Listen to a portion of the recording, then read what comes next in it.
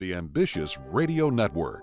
Conversations with ambitious entrepreneurs and thought leaders. Are you an entrepreneur, startup junkie, or just someone interested in improving their leadership skills? If you're looking to be motivated, inspired, and uncover what it takes to get to the next level, listening to Ambitious Radio will be well worth the investment of your time.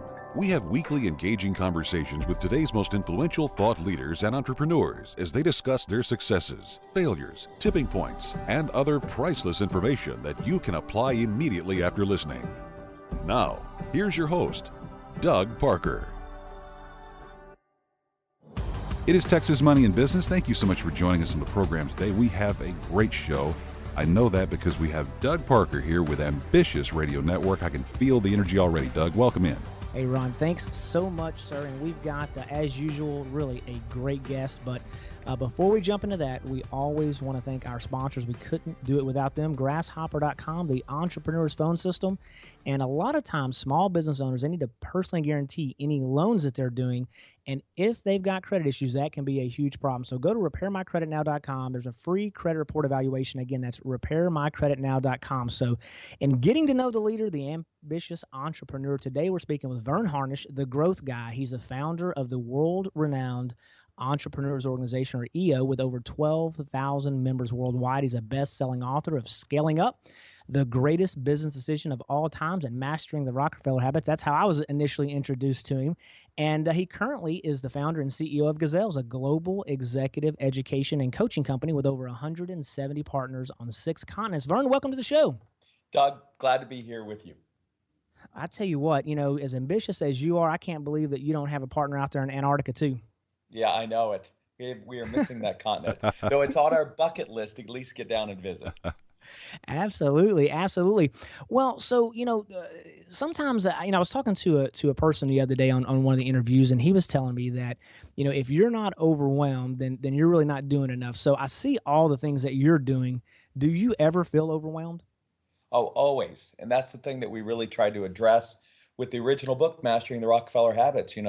We like to kid that entrepreneurs are willing to work 16 hours a day for themselves so they don't have to do it 8 hours for someone else. And, at some point it quits being a joke and you end up just spending all of these hours and time. And so we wanted to help guys figure out a way to kind of get it all done in 40 or 50 hours instead of 60, 70 or 80. And we got a great case study, in fact, in the book about Alan Rudy, who was facing just that. When he got his business stuck. And so I feel overwhelmed, but we have a core value of practice what we preach. And so we try to eat our own dog food. Sure. That makes a lot of sense. And I think one of the things out of that Mastering the Rockefeller Habits, is it a 6x6? Is that the right combination there on the list of, you kind of break down the 6 most important things over the next little while? Well, we tell the great story. The namesake of the book is John D. Rockefeller, the wealthiest guy on the planet. By a factor of 3, except for Putin. We don't know what he's worth over there in Russia. But, Rockefeller, along with Charles Schwab, had the same coach, Ivy Lee. And Charles was feeling overwhelmed as he was building Bethlehem Steel. And so he called in Ivy. And Ivy said, look, I just want you to do something simple. Before you go to bed, write down a list of the top 6 things you've got to do the next day. And here's the key. It's what everybody misses. You have to put them in order. And then the next morning, you work on number 1 until it's finished. You don't go to number 2. And the reality of that is, if you can just get one significant thing accomplished every day, compound interest is your friend. And a lot of people misinterpret that saying, well, I'm going to have a list of 6. And the tough thing is we always get the easy ones done and not the one that's difficult or the one that we really need to get done, which is important. But that little simple process is a starting point, and then we've added a lot to that for the growing companies we work with around the world. Sure. I introduced our pastor at church. We've got about 7,000 weekly attendees, and he just took that away and said, you know what, it's revolutionizing what I'm doing, and he really loved that part of it. So that is really great stuff there. Yes, sir. The rest of that story, since he said it was that valuable, the rest of that story is Charles Schwab. Ivy Lee said, look, just try it. Pay me what you think it was worth in a month. And as the famous story goes, Charles Schwab wrote him a $25,000 check. And that was a lot of money 100 years ago, let alone today. Oh, yeah. No question about it. That is unbelievable. Well, so now let's talk about this. So, I'm familiar with your books, and I know the content you've got. But let's say you're at the airport and you bump into somebody, and you carry yourself a certain way, and they go, "Hey, man, tell me, what is it that you do? Give me a 15-20 second pitch if I were to bump into you at the airport." Yeah. Well, we created a little video on scalingup.com, one of those draw shop videos that typifies what it is we try to do. But basically, we help kind of crazed leaders of companies keep the wheels from falling off by giving them some tools so we can reduce from 80 hours to a reasonable 40 or 50, and then make it a lot easier and more fun to kind of get up the S curve of growth. And we really deal with four areas. We deal with the people side of the business, which can be, if you hire the right people, your life is great. You hire the wrong people, your life is miserable. We talk about strategy, execution, and then at the very end, we discuss cash. Because look, get by with decent people, strategy, execution, but not a day without cash. And so we dig into that. Sure, absolutely. So now I see that you are now over in Barcelona, Spain. So how was it that you made the jump from the States and to move abroad? Well, I had just had a good friend of mine's Michael Gerber, the E-Myth guru, and I was listening to him speak when he was 70 years old, and it dawned on me that I can still be doing this at his age. And so I called my wife up immediately. She had just had our fourth child. I said, "Look, I'm going to semi-retire. Let's go enjoy it while we can here over the next 15 years." So we chose to take a year and take the children around the world. And we lived in India and the Middle East and China. And our second to last stop was Barcelona. And we absolutely fell in love, Doug, and ended up staying. We wanted the children to learn Spanish and get more of an international education. So we'd only planned a year, and here it is 7 years later, and we're still here. And Man, that side note, yes, sir. we had made a decision to get all of our eggs out of the U.S. basket. And so we had set one of our 5-year goals to have 50% of our revenue outside the United States. And the cool part is the British got it right. GMT zero, they got to set the clock. And it is so much easier for me to do global business here from Barcelona. I've got calls tomorrow morning in Malaysia, our partner in Australia. Those are tough when you're in the US time zones, but much easier when you're here in Europe. And then I'm on with you here towards the evening. And so it makes it much easier to do global business.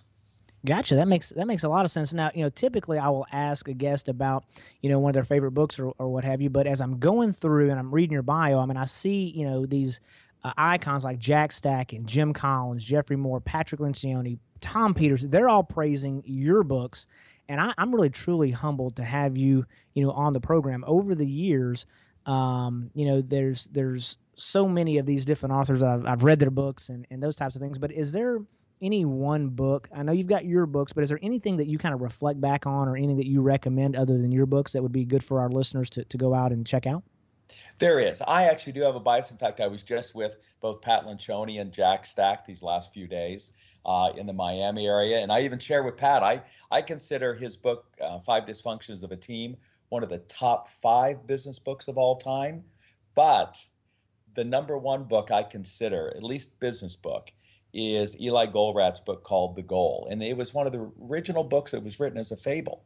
And he really taught us 2 things. First, not to smoke. He died, way too young from lung cancer. But his whole idea was what he called the theory of constraints. And what you've got to do is you've got to look at that 100 things that you're facing when you're trying to make your list of 6, let alone the one that you need to work on first. And you need to think about them like dominoes. So you line them up like dominoes, and your job is to sit back, reflect, and figure out what is the front domino. And it's usually related to what he calls the constraint. And we all have limited time. Steve Jobs wishes he had more on Earth, limited resources, limited effort.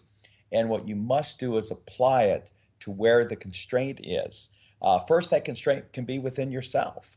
And part of moving to Barcelona removed me about 3,500 miles away from our headquarters. And that really unleashed their independence to operate without me. And I thought, and that was important. sometimes the constraints within your business model. I had been stuck at 42% gross margin, and I was growing broke, or as we'd like to refer to it in the book. And I needed to get that to 55%. I was never going to make money if I didn't fix that.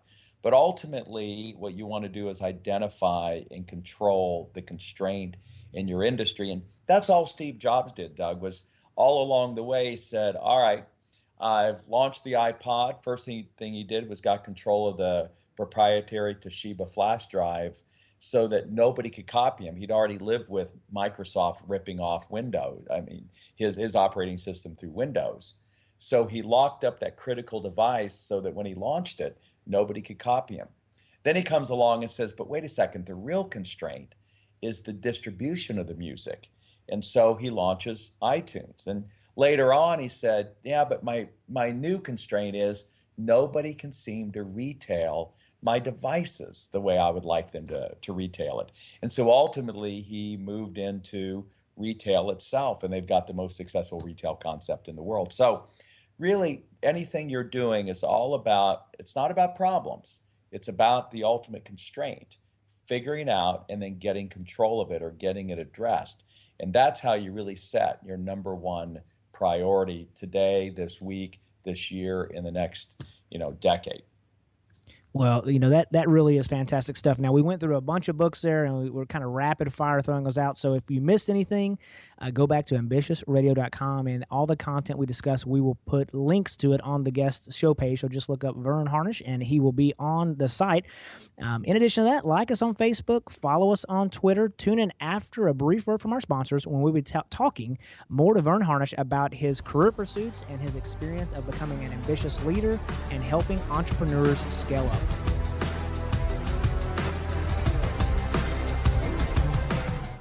You get the most for your lease with an Autoflex lease, yeah. When you start shopping for a car, you go in thinking that this time you're really going to get a great deal. Then the haggling starts. You have to fence with the salesman over the price, then verbally joust with the finance manager over the interest rate and all the extras they want to sell you. By the time you get out of there, you're glad to have escaped with your watch and rings. Stop the insanity. There's a better way, and that's to lease your next car from Autoflex Leasing. Call the leasing specialist at Autoflex, and you'll find that getting your next car can be fast, easy, and fun. Your Autoflex specialist leases all makes and models, both new and used. They'll also pick up your trade-in for an appraisal and deliver your new car to your home or office. Imagine leasing your next car and never having to go to a dealer. Happens every day at Autoflex Leasing. To see for yourself, call Autoflex today at 817 or 972-234-1234 or reach them at Autoflex.com. Autoflex Leasing, a better way to lease your next car. Autoflex lease, oh yeah.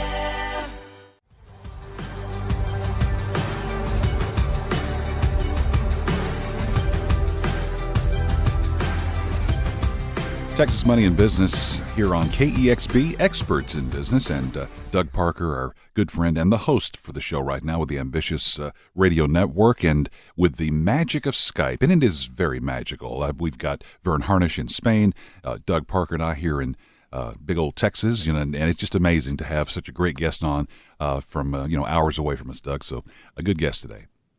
Yeah, absolutely. This technology is amazing. And, we in this segment, we're going to be talking about becoming the entrepreneur, the ambitious entrepreneur. And it's all brought to you by our sponsors, all3reports.com. That's all the number 3 reports with an S.com. Many of us only check our credit reports every 3 to 5 years, maybe when we're financing a home or purchasing a vehicle. But if there's an issue, it could be too late to do anything about it. So make sure that you are constantly monitoring your credit with all3reports.com. And speaking of a new vehicle, a wise person once said, purchase what depreciates and purchase what appreciates. So go to Autoflex Leasing, a better way to buy your next car, America's largest independent leasing company. So Verne, welcome back to the show. Thanks so much for being with us today. Doug, glad to be back with you. Yes, sir. So, as an entrepreneur, I see that you've gotten out there and you have done a lot of different things. It all seems to revolve around leading people, leading others, and working specifically with entrepreneurs. But what is one of your personal habits that you would say has most contributed to your success? We have this kind of favorite phrase, routine sets you free. And I'd launched this executive program at MIT, and I wanted to try to identify what is the fundamental routine that identified behind the most successful. And I started actually kind of placing bets in my mind. Today we place real bets by investing money in these companies. But I wanted to figure out if I could predict who was going to be the most successful coming out of this 3-year class.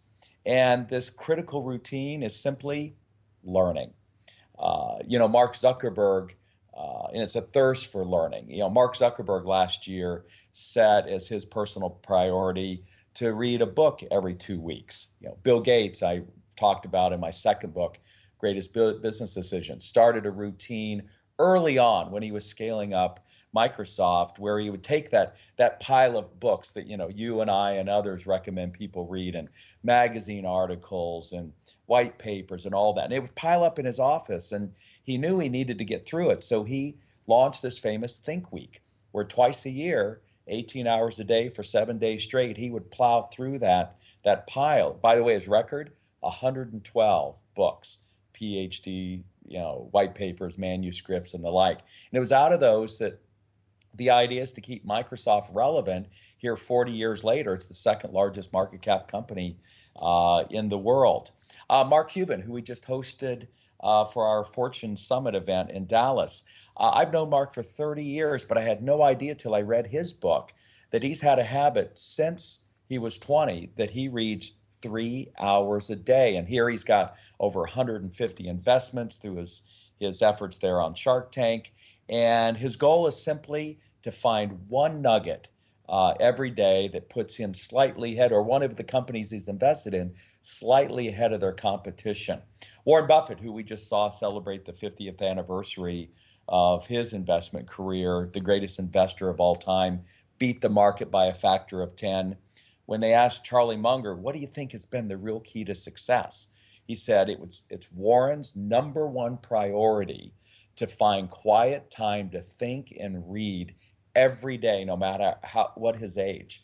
And he gets to about 500 pages a day. So I could, in fact, our latest, we just interviewed a Fortune magazine, Larry Page, CEO of Google, and Alan Murray, our editor, asked him, I thought a very good question. He said, Larry, how did you learn to be a leader? And Larry pauses and said, I read a lot. In fact, they just renamed Google Alphabet. And even when they were naming Google, he said, first thing I did is I read 3 books about naming. And I challenge anybody out there in the audience that's naming their business, did they read 3 books before doing it? Did they read a book about pricing before they set price? And so there is an absolute trend, and that is the most successful entrepreneurs that I've been lucky enough to be around and study and actually teach. Those that were the hungriest to learn built the bigger, faster companies. Vern, if I may, Doug, interject a question here at this point. On your website, verneharnish.com, you're known as the growth guy. Great blogs and articles there. And one of the latest ones that you mentioned, it really is an interesting notion I'd love for you to address briefly here on our show, is this. And we hear a lot these days, to follow our passion. But that's, you find that, or at least highlight, to be bad advice. Talk to us about that, if you will, for a moment. Well, it wasn't me. This was, I just simply reported out Cal Newport. Oh, good point. I discovered Cal's work a few weeks ago, and he did this TED-like talk on 99U, where he really challenged this idea and reinterpreted really what Steve Jobs said in his famous speech at Stanford, that this follow your passion advice can be dangerous. And the essence of what Cal said, and I actually agree with it in my own experience, is he said, look, research is clear. 95% of people, when you ask them, what are you passionate about? They really don't know. They don't know, exactly. And the way it happens is through luck and circumstances. Same with me. I was a mechanical engineer that was going into the nuclear Navy when I got hired away and ended up spending the next now 33 years educating entrepreneurs. I was not planning this. Is that you end up doing something different than you expected. You start to find that you enjoy it. Right. And as you do it more, if you're good at it, then it becomes a passion. Exactly. And so it's a chicken and egg question. So I'd encourage you just Google Cal Newport and take a look at his 99U 21-minute presentation. Thank you for that, Verne, because Doug, that's such a great refocusing moment there for a lot of people, because we get that question a lot. What's your passion? Well, I love to bake. Well, whatever. But it's a good response. Thank you for that, Verne. And Doug, it's good, I think, entrepreneurial advice for anyone. Yeah, absolutely.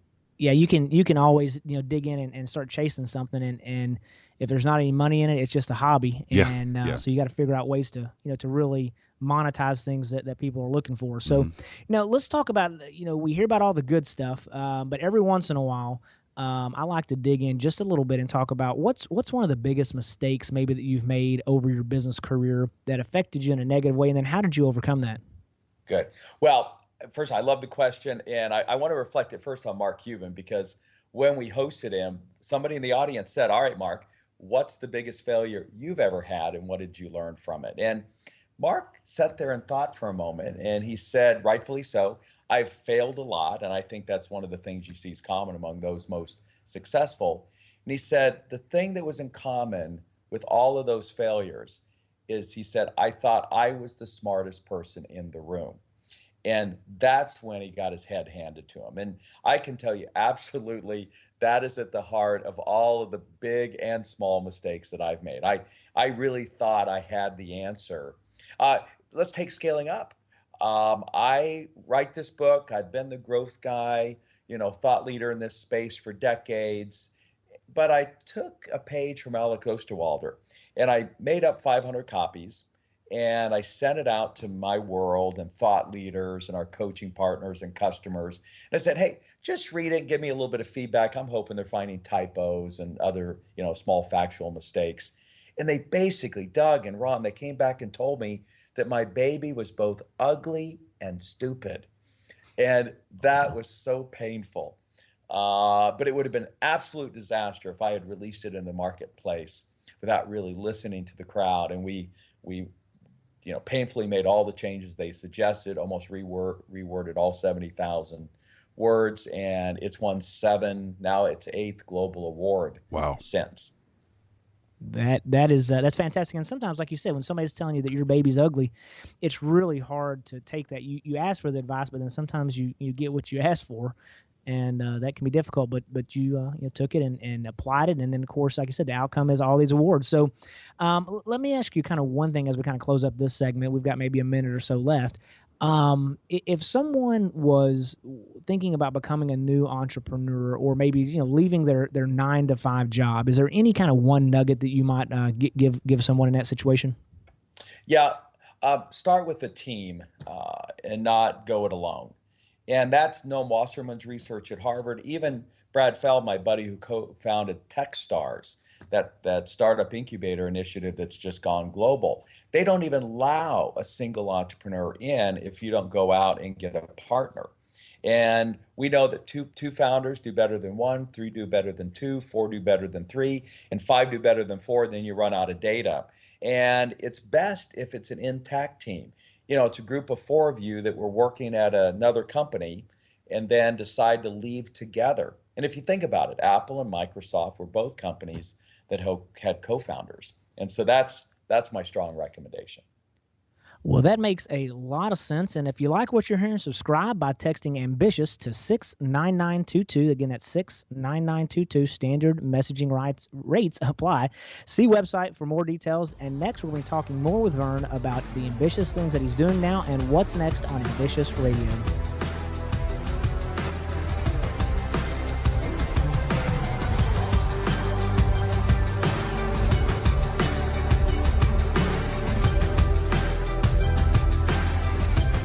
Texas Money and Business right here on KEXP. It is experts in business, certainly 2 experts in business, folks, that you can sit at the feet of and really get some great information today.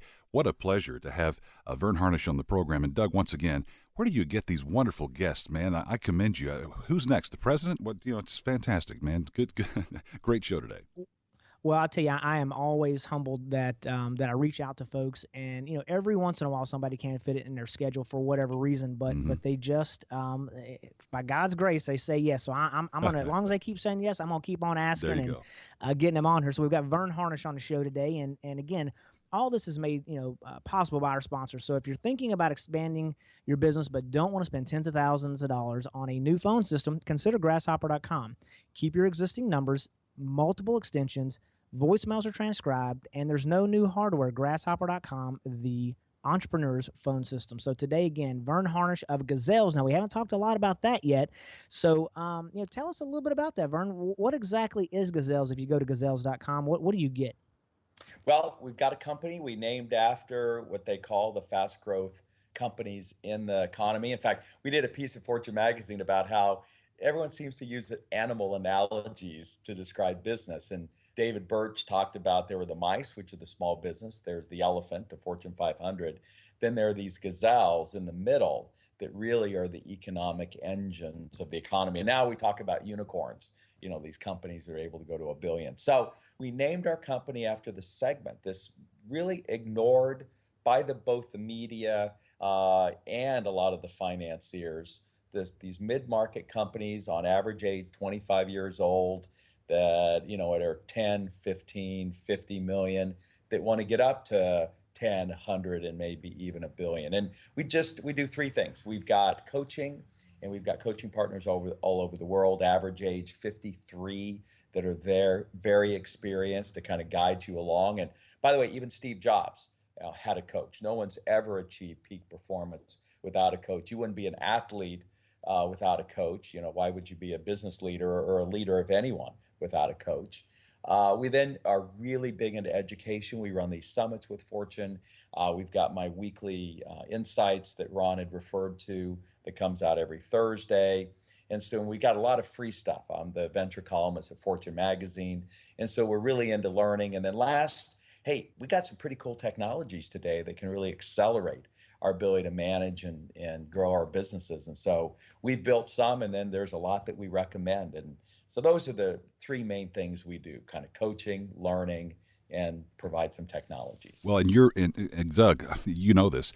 Verne is the top-ranked keynote speaker, and so your keynotes, I imagine, take a lot of your time, and it's something that you do obviously very, very well. Verne, talk about that for just a moment.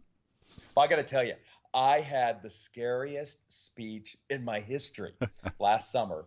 I was invited to keynote the National Speakers Association. Wow, so NSA. Wow. This is 1,700 of my peers, and it's all the famous folks that you know. And yeah. I got to tell you, as they said on School Rock, I was ready to rock a pocket of puke on that deal. And it took me a year to prepare that 55-minute presentation. But, really?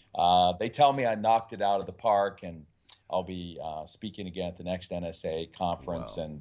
And we've been doing bigger ones since. I've got a keynote coming up here with about 3,700 in the audience here in a few weeks. And so I absolutely love getting on stage and seeing if we can share some ideas to help people. Love that. Yeah, and I see that there's a Scale Up Summit that's coming up in Atlanta here in just a couple months. I think it's May 24th and 25th. So if someone were to attend one of those events, what could you expect if you signed up for that and came down to Atlanta? We promise. It's almost like the promise that's on the front of the Scaling Up book: more ideas, practical ideas per minute than any other learning that you might do. And we've had a lot of people challenge us on that and measure it and said, we're right. They've gone to other events and then they come back to ours. And we don't do any breakouts. The second thing we do is we promise absolutely the best. We've got General McChrystal there, who wrote Team of Teams, what I named one of the top 5 business books for 2015 in my column. We got Jim Whitehurst, CEO of Red Hat, in his book Open, and many, many others that folks can see. So we identify the best thought leaders, we bring them there in a keynote, and we coach them to give the folks in the audience time to work through the tools. And ultimately, it's to get 1 or 2 ideas that make you a ton of money or your life easier coming out of that. And it's been the case for me personally. And so we continue to see it as a labor of love. Sure. Well, speaking of labors of love, so obviously you're very successful. You talked about sounded like about 7 years ago, kind of semi-retiring, and when you went to Spain. Now, here's the thing: as busy as you are, it doesn't sound like you're very retired to me. So, what keeps you? What drives you to continue to participate in these organizations and do these things? Well, the good news is I'm on the road only about a week a month. And by the way, if I didn't go for a week or out of every month, my wife would go nuts. I think she's glad to get me out of the house every once in a while. But it was a mentor of mine back in Wichita, Willard Garvey. The Garvey family was one of the Forbes 400 wealthiest families back then, who I really admired. He got lots done, both nonprofit, for profit, and various businesses. And he used this theme day idea. So Mondays, which is today, that we're recording this is my meeting day. And all the meetings of this kind and the meetings that run my various companies, they all happen on Monday. So I can get into my meeting Monday mode. Tuesdays and Wednesdays is when I typically go out and speak. Thursdays is the day that I write. And then Fridays is when I work on our nonprofit. So I've got a board meeting of the Reardon Clinic. I'm chairman of that nonprofit coming up this Friday. And so I make sure all those things happen that day. Then obviously Saturday is Fatter Day. So total permission to eat and drink whatever I want and just have a blast with friends and family. And then Sunday is a day of quiet for us, and we have church, attend church, and have our family meeting. And it's been recently consumed then with football in the evenings as we hopefully watch our Denver Broncos win the Super Bowl. We're taking sides now, Doug. Look If out. they get there, Uh-oh. if they get there, I don't know when this will air, but they just barely beat the Steelers, and now we're on to playoffs with Patriots, and then hopefully the Super Bowl. Yeah, absolutely. So now you mentioned the Garvey family and mentoring. Now, who's mentoring you now? I mean, I know you said that all these different folks that you're doing mentoring to and the different courses, but do you have anybody that you're following or that's pouring into you? Yes, I've got, my probably the guy that I follow the most, dear friend, I pursued him to help us, is Herman Simon. Herman wrote what I consider the best growth company book ahead of mine, called Hidden Champions of the 21st Century. He's a German researcher, but he's also an entrepreneur, and he owns a couple $100 million consultancy around the world. They're number one in pricing. And so he's practiced what he preaches, which is pick a niche and be number one in the world at it. And so he continues to counsel me and mentor me. And then we have those that we engage on a short run. So every year at our planning session, which I just came back from, landed from Miami this morning, we had Jack Stack and Rich Armstrong, who's president of the Great Game of Business, at our planning session, providing us advice, taking us through their process, and just being there as outsiders as we examined our own business and getting feedback. We had Rick Cash, the vice chairman of Nielsen and author of one of my two favorite strategy books, How Companies Win. He was our guide, our sensei at last year's strategy session. And we actually had him phone in Saturday, just kind of give us a quick update. And we've now chosen who we hopefully accepts to come in and guide us at our next planning session in 2017. So we've got a lot of permanent advisors, and then we have a lot of folks that we just invite in short term to give us a hand. Sure. And Jack Stack, that guy is just a world-class individual. We've got to deal with Inc. magazine that part of Small Giants, Bo Burlingham, where we get to go around and check out these different companies. And Jack opened up SRC to us a couple years ago to be able to take like a rock star backstage pass for a couple days and spend some time with him. And it was just really a fantastic organization, and of course his book, The Great Game of Business, and how the open book management, how all that stuff works. So that's really cool stuff. So one other quick question I've got for you is, when it comes to advice, what would you say is the best piece of advice you've ever received? Well, the best piece of advice I could give is to make sure you listen to the advice that you receive. Because otherwise people are going to quit helping you. And I remember the very first mentor I pursued, Arthur Lipper, went to go see him speak. He owned Venture Magazine. And I was told, get a piece of paper, see him writing down all the ideas that he's, suggesting on what he would do to build a global entrepreneurship organization. And then the key was within 24 hours, I followed it up and said, all right, Arthur, the 27 things you mentioned, I've already done 3 of them.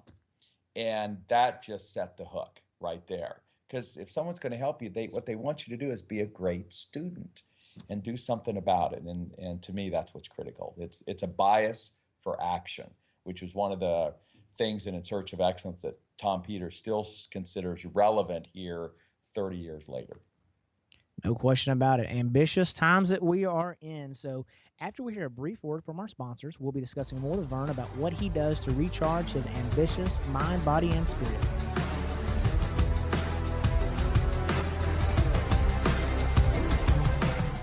Hey, ambitious listeners, you hear us interviewing entrepreneurs all the time, and there's a common theme. They want to be more productive and improve their communication. As an ambitious entrepreneur, you're always on the go. So turn your mobile phone into a business phone system with Grasshopper, the entrepreneur's phone system. The Ambitious Radio Network recently partnered with Grasshopper to offer our listeners a special discount. Log on to ambitiousradio.com and click on the Grasshopper banner in the bottom right-hand corner. Get a new business number or keep your current one. Sound professional with a main greeting and multiple extensions that forwards callers to your mobile phone or others in your organization. Get a toll-free number or local number for your business with multiple extensions. Set up each extension with custom call forwarding to any phone in the world. Get your voicemails emailed to you as an audio attachment or transcribe an email. Keep business calls separate from your personal calls. Plans start at $12 a month with a 30-day money-back guarantee. Remember to click on the Grasshopper banner at ambitiousradio.com for a special discount for our listeners. Join the over 150,000 small business owners that have stayed connected with Grasshopper. See how Grasshopper works? It's the entrepreneur's phone system. Turn the world into your office.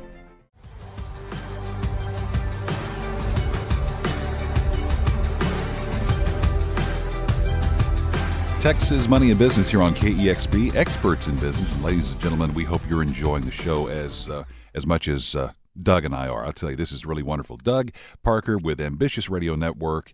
And Doug, it's a great show. Well, thanks so much, Ron. And we were talking in the break just about all the notes, that we're taking. And when Verne said, hey, take the advice or listen to the advice, I'm jotting all this stuff down. It's fantastic information. And again, this is all made possible by our sponsors. So repairmycreditnow.com.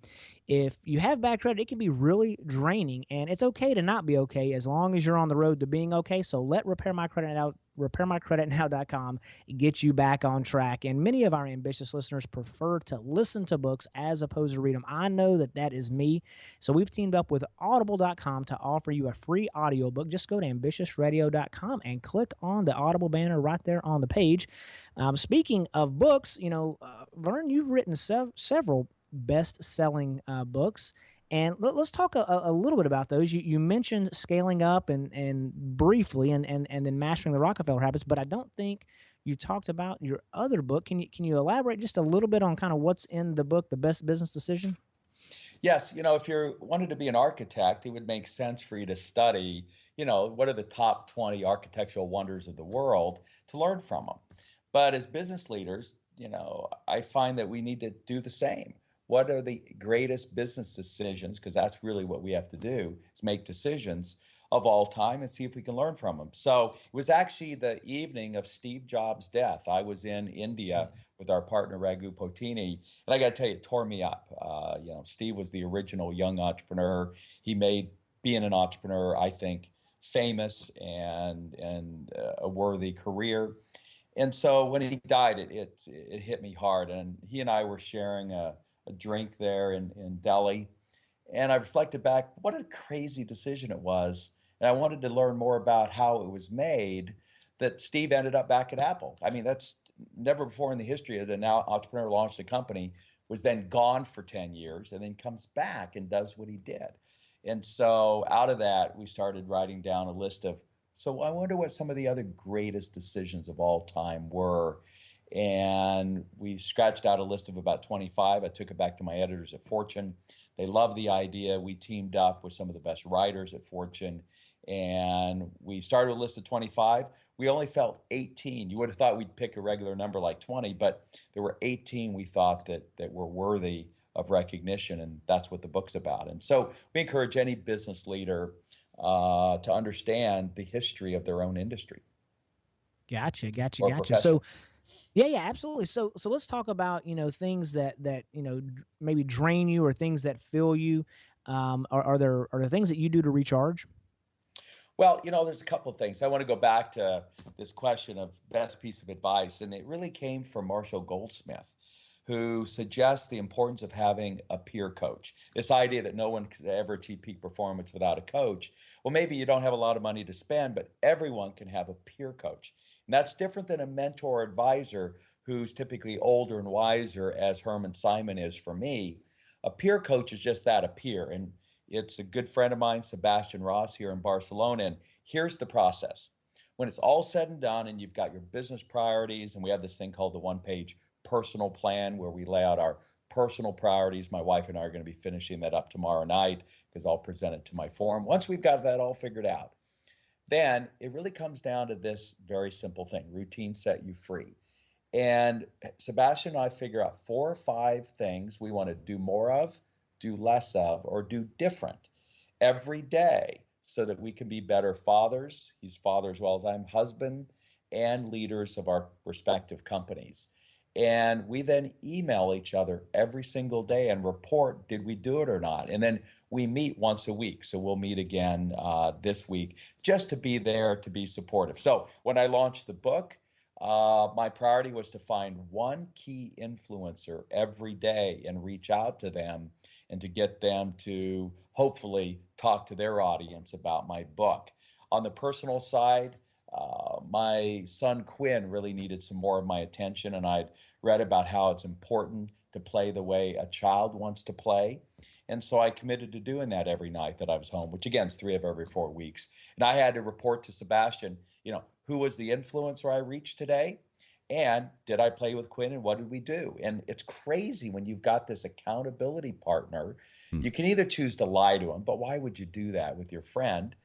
And after 3 or 4 days of saying, no, I didn't do it, no, I didn't do it, it's just kind of a kick in the butt to do it. Wow. So I would encourage everyone to get a peer coach. Now, on your question of what makes you tired and what makes you gives you energy, I learned so much from Marcus Buckingham.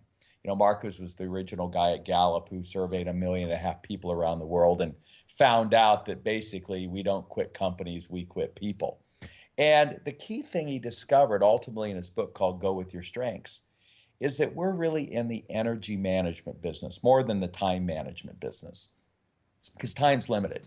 And he said, simply do this, make the list of all the stuff you do and put it in 2 columns, the stuff that gives you energy and the stuff that makes you tired. And then figure out how to get the stuff that makes you tired, even if you're good at it, off your plate. So running my company, I realized, made me tired.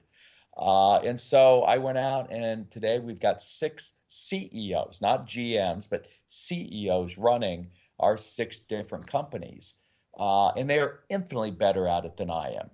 On the flip side, it makes me tired putting PowerPoints together. So I went out to one of these 99 designer sites, found this woman, June Yee. I've never met her. She's now worked with us for 7 years, even designed the cover and the whole Scaling Up book. But she, half Korean, so very creative, half German, so it gets delivered.